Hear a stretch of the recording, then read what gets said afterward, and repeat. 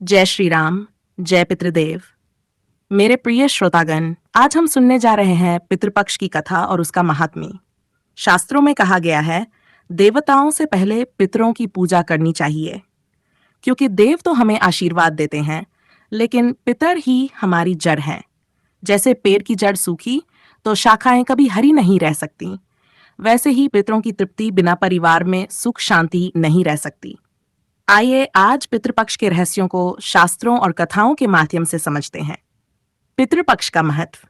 एक बार पांडव वनवास में थे। युधिष्ठिर ने महर्षि व्यास से प्रश्न किया, भगवान, पितृपक्ष का इतना महत्व क्यों है? क्या सचमुच श्राद्ध और तर्पण पितरों तक पहुंचता है? महर्षि व्यास ने उत्तर दिया, राजन, जब मनुष्य संसार से जाता है तो उसकी आत्मा अपने कर्मों के अनुसार स्वर्ग, नरक या पितृलोक में जाती है। पितृलोक में रहने वाले पूर्वज अपने वंशजों से अपेक्षा रखते हैं। जब कोई संतान श्रद्धा से जल, अन्न और पिंड अर्पित करती है तो वह दिव्य आहुति के समान पितरों तक पहुंचती है। इससे उन्हें तृप्ति मिलती है और वे आशीर्वाद देते हैं। लेकिन अगर कोई वंशज पितरों का स्मरण नहीं करता तो पितर व्याकुल होकर दुखी हो जाते हैं। इसीलिए ब्रह्मा जी ने कहा कि वर्ष में एक विशेष समय ऐसा होना चाहिए जब सब लोग अपने पूर्वजों को स्मरण कर सकें।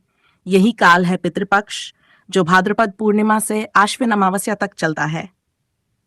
पौराणिक कथा 1। भीष्म पितामह और दक्षिणायन। महाभारत युद्ध के समय भीष्म पितामह बाणों की शैया पर पड़े थे। उन्होंने सूर्य से कहा, मैं तब तक प्राण नहीं त्यागूंगा जब तक सूर्य उत्तरायण न हो जाए।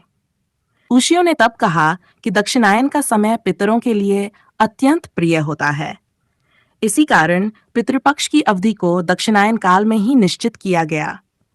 इसका अर्थ यह है कि जब सूर्य दक्षिणायन में होता है तब पितर अपने वंशजों से श्राद्ध और तर्पण की अपेक्षा करते हैं। पौराणिक कथा 2।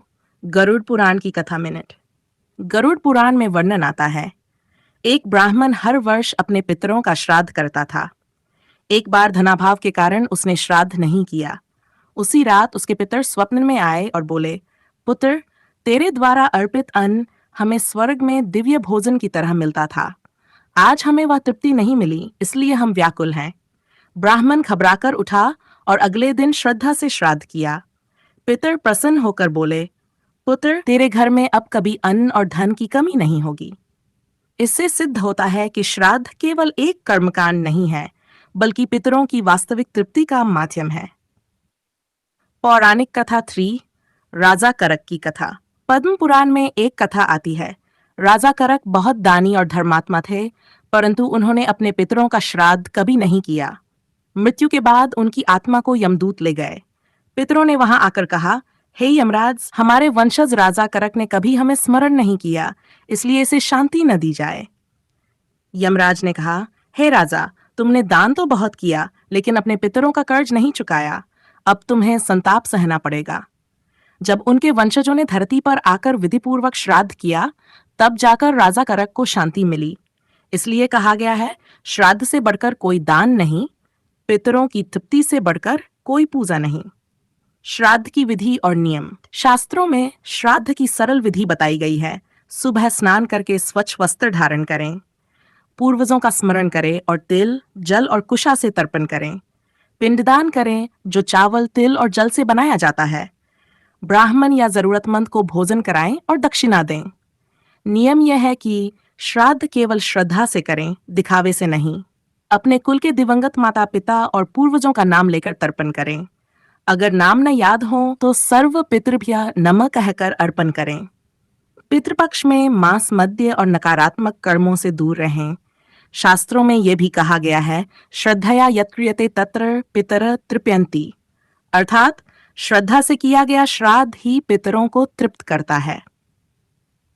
श्राद्ध करने से घर में सुख शांति आती है, संतान को उन्नति मिलती है, वंश में पितृदोष दूर होता है। पितरों के आशीर्वाद से घर धन धान्य से परिपूर्ण होता है। यदि कोई व्यक्ति श्राद्ध नहीं करता तो उसके घर में बार बार विघ्न आते हैं, संतान सुख बाधित होता है और मनुष्य को पितृ अनन से मुक्ति नहीं मिलती। भावनात्मक निष्कर्ष।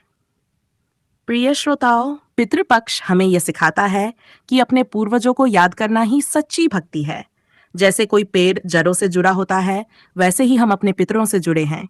इसलिए पितृपक्ष में केवल अर्पण न करें, बल्कि मन से कहें, हे पितरों, हम आपको नहीं भूले।